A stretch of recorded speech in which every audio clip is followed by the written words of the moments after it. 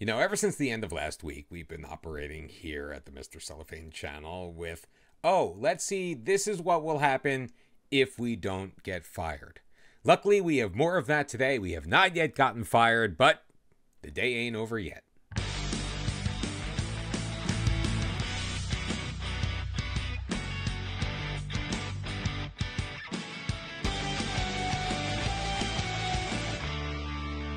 And welcome back, everyone, to episode number 112 of Bottom to the Top. Somehow we are still at Arsenal. We have not lost in our last 3 matches, including the last one we saw last episode, which was a nice 3-0 win over Aston Villa in the quarterfinals of the Carabao Cup. The draw for the semifinals is here. We are obviously in the hat, as are Brighton, Newcastle, the championship side Newcastle.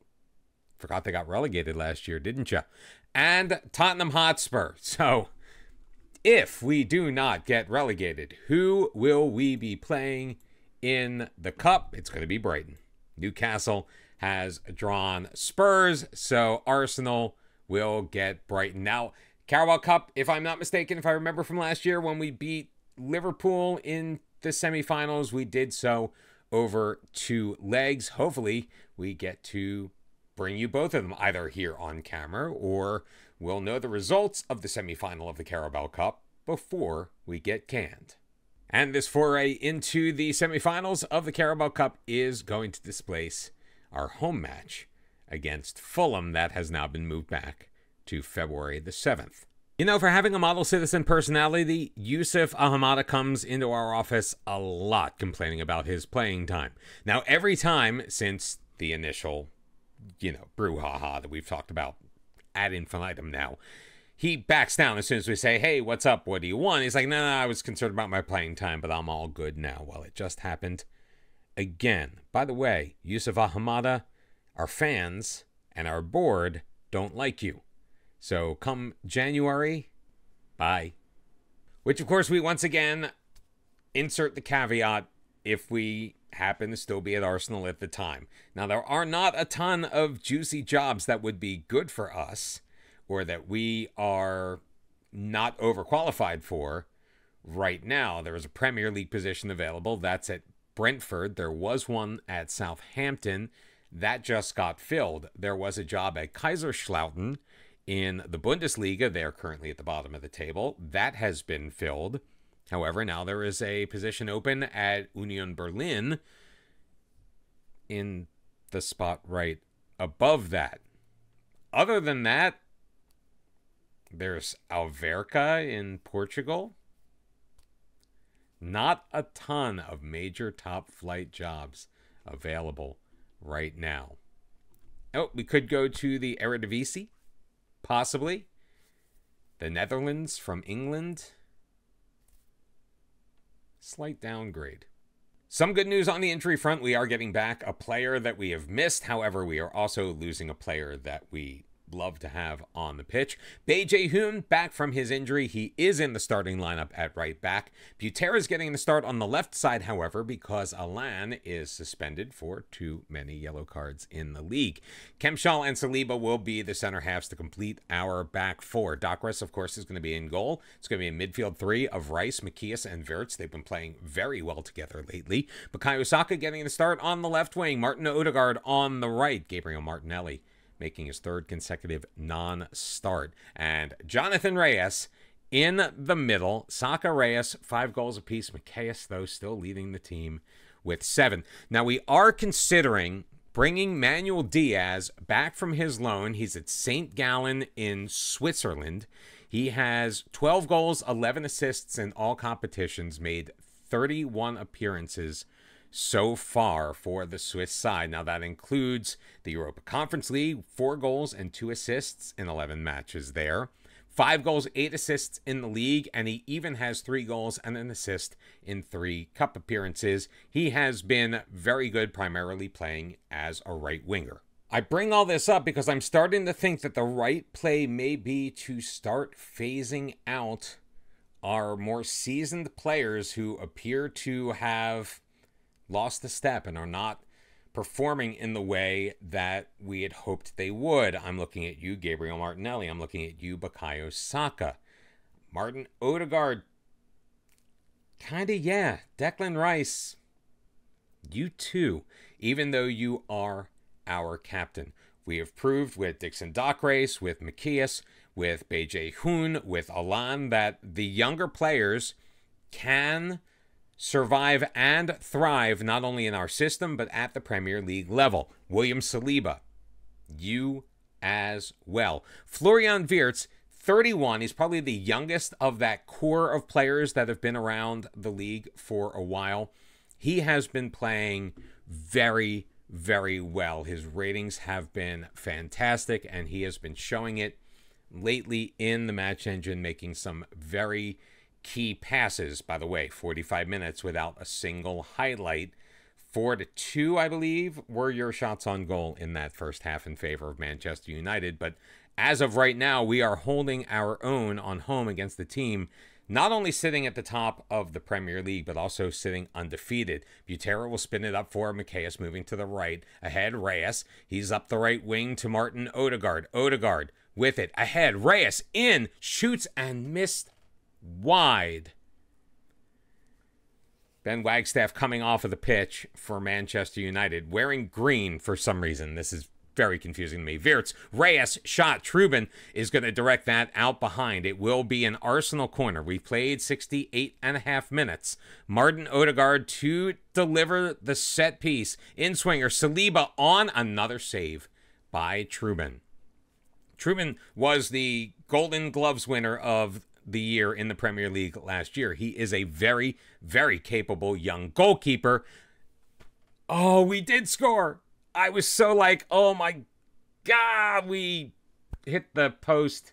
Jonathan Reyes puts it in, but he may have been offside by the time he got the rebound. But no, he wasn't. So Odegaard sent it in. Butera headed it on, hit the far post. Jonathan Reyes at home, little toe poke to give Arsenal the 1-0 lead. Now, we have been very, very good at home.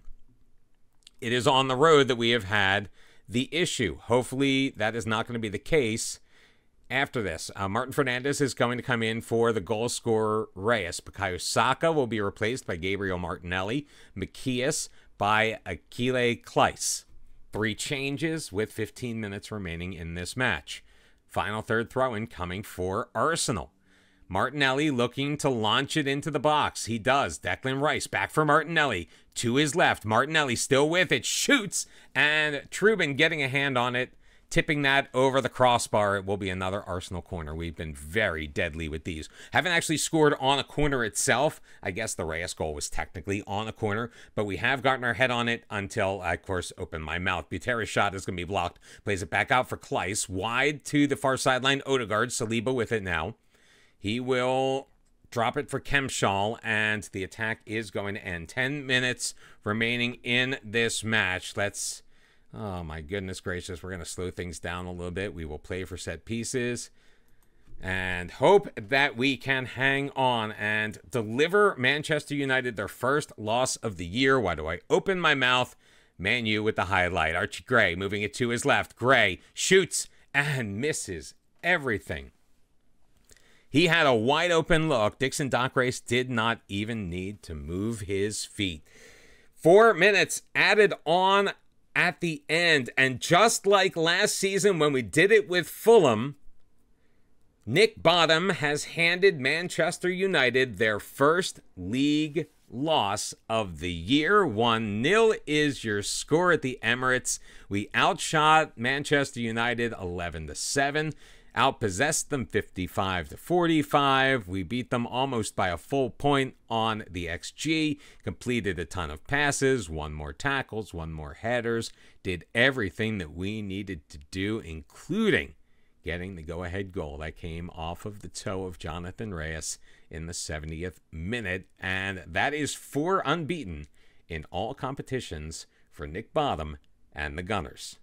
Well, it wasn't until I went to edit this episode when I realized that the second match got corrupted, so we were unable to bring that to you in its entirety. So instead, and it took a little while to realize this, we have advanced a little bit forward. So let's catch up to where we are, shall we? We followed up that monumental win against Manchester United with a Boxing Day to forget as we headed to the Bobby Moore Arena and dropped a 2-1 decision to West Ham. Yusuf Demir scored for the Hammers in the 27th minute to give them the 1-0 lead that they took into the dressing room. Declan Rice, just a couple of minutes into the second half, scored to tie things up at 1, but Isak Hansen Aroen scored in the 63rd minute, and we just could not break through after that. So yet another loss on the road. So the only points we've picked up away from home so far in the Premier League were against Chelsea. A couple of days later, though, we did get slightly back on track at the Emirates, a 2-0 win over Nottingham Forest. We scored both within the first 15 minutes of the match, and that was all that we needed. Jonathan Reyes, Martin Fernandez, 2 strikers getting on the board. Actually, Reyes was playing as the right wing, but 2 guys who are generally strikers. So it's good to see our attacking players actually attacking and scoring goals. And luckily for us, the goal scoring continued on New Year's Day, a 4-1 victory over West Brom. And yes, we were in West Brom when we won this match. It was kind of even on the shots. We did hold the ball for quite a bit of time. Martin Fernandez put us ahead in the 7th minute. Florian Wirtz with a quick-fire double in the 29th and the 32nd minute made it 3-0. We carried that into the half. Ute Jin got one back for the Albion in the 84th minute, but then Jonathan Reyes put the dagger in their heart, and Arsenal finally picking up their first 3 points on the road in the Premier League. It just took the second half of the year for us to do it. Sadly, though, we couldn't make it 2 in a row on the road. It was the 3rd round of the FA Cup. We headed to Colchester, and even though the team is mired in the mid-table of League 2, the rain just took its toll on us. There wasn't a lot we could get done. Own goals on both sides. Colchester actually took the 1-0 lead on an own goal off of the hip of Thomas Kempschall. Matty Husu returned the favor in the 48th minute. 1-1 was your final score. This one is going to a replay. Because we were denied the match on Boxing Day against West Ham, damn 2024 technology.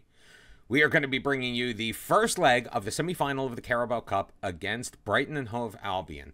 This is going to be at home. I don't know what to make of it. Some of our players are a little more on the tired side because of all the matches we have had in just the last week and a half. So it's going to be Dixon Dockrus in goal, a back four of Alan, Pedro Iglesias, William Saliba, and Frederick Nymark as our right back. Declan Rice at the base of the midfield behind Florian Wirtz and Martin Odegaard. Bukayo Saka starting on the left wing. Reyes will be on the right. Fernandez will be in the middle at the number 9. And hopefully we can get a victory here and continue our march through the cup. Because if we win the cup, we get Europe, no matter what happens in the league. Of course, the FA Cup is probably a little bit more important for that, but we'll talk about that later.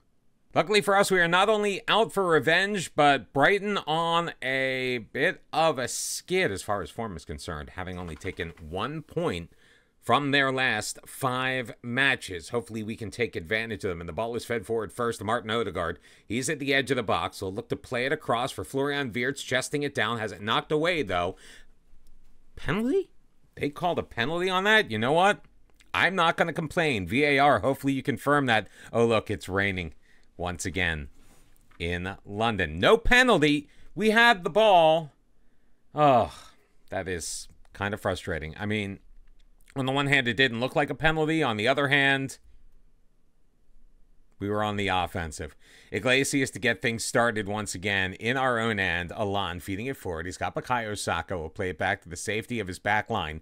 Iglesias with it again. Florian Wirtz quickly turning it up to Fernandez. Fernandez wide for Bukayo Saka, who will retrieve and get it for Florian Wirtz. Wirtz taking it deep, shooting, and putting it right on Vargas. And that is quite an easy save to make. Not the best shot from Florian Wirtz. The 31-year-old does need to do better. Ibarra to Wagner. Back for Gonal, throwing it forward. Fernandez stepping in the way of that, knocking it clear. Bukayo Saka across for Wirtz. Wirtz with another opportunity. This one he will take advantage of. His 5th goal of the year. He went with his right foot this time and put it past Vargas to give Arsenal the 1-0 lead in the rain. Fernandez got that all started. What a defensive play for Bukayo Saka into the middle. Florian Wirtz turns the defender around. I mean, it really was on Ibarra to make a play there.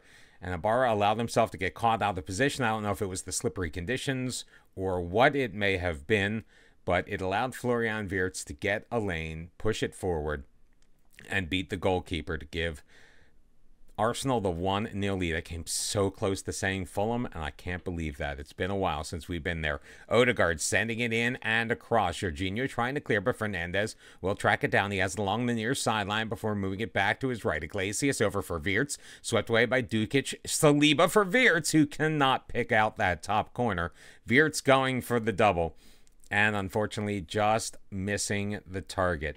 Still 1-0. This is the only match taking place right now in the Carabao Cup today. And Florian Wirtz's 19-minute goal is the difference so far. We do need to step it up. I think we can be a little better. We're going to keep an eye on Fernandez as well, as he was looking a little bit knackered, as is Saliba, to be fair. Saliba has gotten a lot of minutes in his 33-year-old legs in the last 2 weeks or so. Thrown forward by Brighton. Tracking back is Alan. Will play it for Iglesias, flipping it forward. He's got Bukayo Saka near the midfield stripe. Saka moving it to his right to Jonathan Reyes. Reyes looking for room, trying to switch things over to Saka. Jorginho will head it forward, but Iglesias tracking it down. Wirtz finds Fernandez. Wide left for Saka. Saka moving it into the middle, dropping it for Alan, up for Odegaard. Odegaard from range, trying to take advantage of maybe a napping Vargas, who is slightly off of his line. But Vargas able to ultimately make the save in the rain and knock that behind. 47th minute, Wirtz with a corner kick. Can't pick out Saliba, and that will end the Arsenal threat here in the beginning of the first half, or the second half, I should say. Much of the momentum in this match has been going Arsenal's way. That is very good news for us. And another opportunity. Odegaard from range, the free kick. Vargas able to get his mitts on that and knock it behind. But Odegaard with another opportunity to put Arsenal up ahead 2, this time from the corner. The in-swinging delivery looking near post. Saliba again can't get it. Iglesias, though, plays it across for Fernandez. Drops it for Wirtz. Over for Saliba. Saliba in the box. Has a man on him. Tries to play it back to Rice. Nacho is there, but Saliba backtracking very nicely to end any potential Brighton counterattack. Saliba is tired, so I think he's played as much as we've needed him to. Thomas Kempshaw will come in. Fernandez will be replaced by Mateo Moreno up top. And those 2 alterations will be made with about 25 minutes left in this match. Martin Odegaard again with another free kick. Plays it short. Saliba feeds Kempshaw in. And if it counts, that is his 2nd goal of the year. The flag is not up. They are going to check VAR anyway. Lee Swaby asks for clarification, and they say it is a good goal. Another short free kick. What a run by Kempshaw. Beautiful vision by Bukayo Saka to see him in there. And Kempshaw literally just into the match. You saw him running on just before that free kick was taken. And Arsenal with the 2-0 lead in this first leg. Lockyer, though, has it deep. That's going to be blocked. Alan getting his body in between Lockyer and the goal, leading to a Brighton corner. Now Lockyer tries to deliver here near post. Jorginho pops it up. Saka will send it into the Brighton end, where Wagner will take control of that. But 10 minutes remaining, and we're going to, again, knock things down tempo-wise. Make sure that the pace is a little bit slower.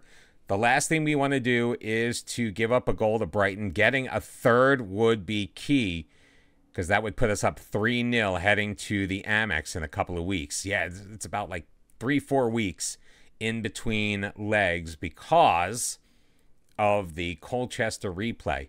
And losing Valdo is not going to make things any easier for Brighton, being down to 10 men in the final 10 minutes as Odegaard with a corner. Can we stick the nail in the hearts of the Brighton fans?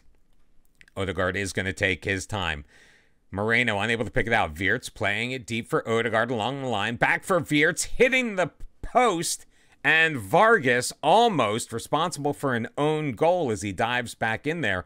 He's able to knock it clear, but it will be another corner kick for Arsenal.